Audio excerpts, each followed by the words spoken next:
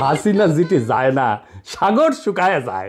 ওই খালি ধ্বংস, অভিশাপ আর দুঃসংবাদ বইয়া নিয়ে আসে। হ্যাঁ, প্রিয় ভারতবাসী, রাখেন, আরও বেশি দিন রাখেন, ডাইনিরে আশ্রয় দেন। আমেরিকার সাথে ভারতের এইবারে শুল্ক আলোচনা ভেঙে যাওয়ার একটা প্রধান কারণ হইল ভারত কোনো অবস্থাতেই আমেরিকার কৃষিপণ্যের উপর শুল্ক কমাবে না। এখন বাংলাদেশ এই শুল্ক শূন্যে নামায় ফেলছে, শূন্য। তখন ট্রাম্প কসাই মোদিকে হেভি চাপ দিয়ে কইছে কিন্তু যে বাংলাদেশ শুল্ক শূন্যে নামাইতে পারছে, তুই কোন হরিদাস পাল যে তুই পারবি না। ইতিমধ্যে প্রেসিডেন্ট ট্রাম্পের বাণিজ্য উপদেষ্টা ভারতকে আখ্যায়িত করছে মহারাজা অফ ট্যারিফ বইলা। দেখিছেন এটা?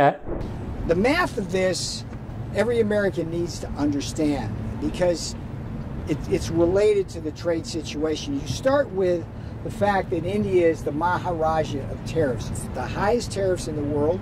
তো ইন্ডিয়ার সমস্যা হইল কৃষি শুল্ক বিপুলভাবে কমাইলে সারা ভারতের কৃষক সমাজ একযোগে কসাই মোদির পাছার চামড়া তুলে ফেলবে। বুঝা দেখেন কসাই মোদি কি একটা পেজগির মধ্যে পড়েছে। ও কৃষি শুল্ক না কমাইলে ট্রাম্প $20 দিবি। ভারতের উপরে অলরেডি 25%-এর উপর আরও 25%, মোট 50% শুল্ক ধার্য কইরা ট্রাম্প ডলা দেওয়ার কাম শুরু করে দিছে। ডাবল ফোন মারা গাইছে।